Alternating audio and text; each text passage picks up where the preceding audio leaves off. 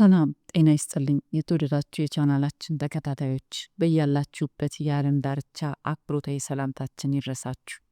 በዕለቱ ቪዲዮ አእምሯችንን የሚያለመልም ከጥንት አባቶቻችን እናቶቻችን ማዕድ ያልጠፋው አንድ ድንቅ የጥራጥሬ ዝርያ ይዤላችሁ ቀርቤያለሁ። ባቄላ። ይህ ጥራጥሬ ከምግብነት ባለፈ ለአእምሯችን የሚሰጠው ፋይዳ እጅግ ረቂቅና አስደናቂ ነው።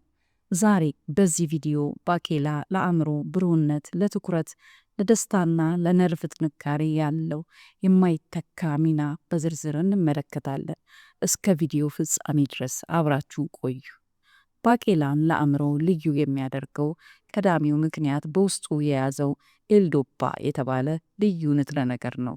ይህ ንጥረ ነገር በአእምሯችን ውስጥ ዶፓሚን የተባለውን የነርቭ አስተላላፊ ለማምረት እንደ ጥሬ ዕቃ ያገለግላል። ዶፓሚን ምንድን ነው? ዶፓሚን የደስታና የተነሳሽነት የትኩረት ሆርሞን ነው። አእምሯችንን ትኩረት እንዲያደርግ፣ አዳዲስ ነገሮችን ለመማር ጉጉት እንዲኖረውና ስሜታችን የተረጋጋ እንዲሆን ይህ ንጥረ ነገር ወሳኝ ነው።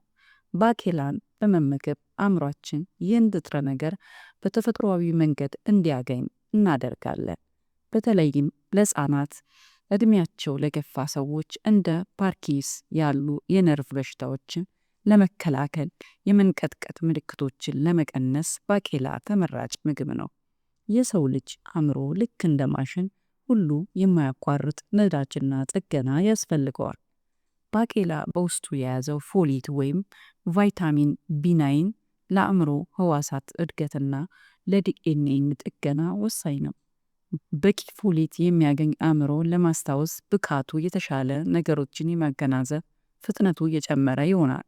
በተለይም ተማሪዎችና ከፍተኛ የአእምሮ ስራ የሚሰሩ ሰዎች ባቄላን በመደበኛ ምግባቸው ውስጥ ቢያካትቱ የአእምሮ ድካምን በመከላከል ረጅም ሰዓት በንቃት መስራት እንዲችሉ ይረዳቸዋል።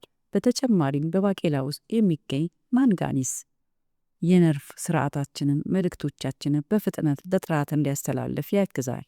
በዚህ ውጥረት በበዛበት ዓለም ውስጥ አእምሯችንን ለጭንቀትና ለድብርት የመጋለጥ እድሉ ከፍተኛ ነው። ባቄላ ግን ለዚህ መፍትሄ አለው። ባቄላ ከፍተኛ መጠን ያለው አሚኖ አሲድ ይዟል። እነዚህ አሚኖ አሲዶች በአእምሯችን ውስጥ የሰላም ስሜት የሚፈጥሩ ሆርሞኖችን እንዲመነጩ ያደርጋሉ። ባቄላን አዘውትሮ መመገብ የጭንቀት ስሜትን ይቀንሳል፣ አእምሮን ያረጋጋል፣ እንዲሁም የተስተካከለ እንቅልፍ እንዲኖረን በማድረግ አእምሯችንን በቂ ረፍት አግኝቶ እንዲያገግም ይረዳዋል። አእምሯችን በቀን ከሚመነጩ መርዛማ ዝቃጮች ራሱን ለመከላከል አንቲኦክሲዳንት ይፈልጋል። ባቄላ ደግሞ የእነዚህ ንጥረ ነገሮች ማከማቻ ነው። እነዚህ አንቲኦክሲዳንቶች የአእምሮ ህዋሳት እንዳይሞቱና እንዳያረጁ ይከላከላሉ። ይህን እንደ አልዛይመር ያሉ የመርሳት በሽታዎችን ቀድሞ ለመከላከል ትልቅ አቅም ይፈጥራል። ባቄላ መብላት አእምሮ ሁሌ ወጣትና ንቁ አድርጎ ለመጠበቅ የሚደረግ ተፈጥሯዊ ኢንቨስትመንት ነው። አእምሮ በትክክል እንዲሰራ ኦክስጅንና ደም በበቂ ሁኔታ ማግኘት አለበት። ባቄላ ከፍተኛ የሆነ የብረት ማዕድን ይዟል። ብረት ደግሞ በደማችን ውስጥ ኦክስጅን ተሸካሚ የሆነውን ሄሞግሎቢን ለመስራት ያገለግላል። በሰውነታችን ውስጥ የብረት መጠን ሲቀንስ አእምሯችን ይዝላል፣ ትኩረት ይበታተናል፣ ራስ ምታት ይበረታል።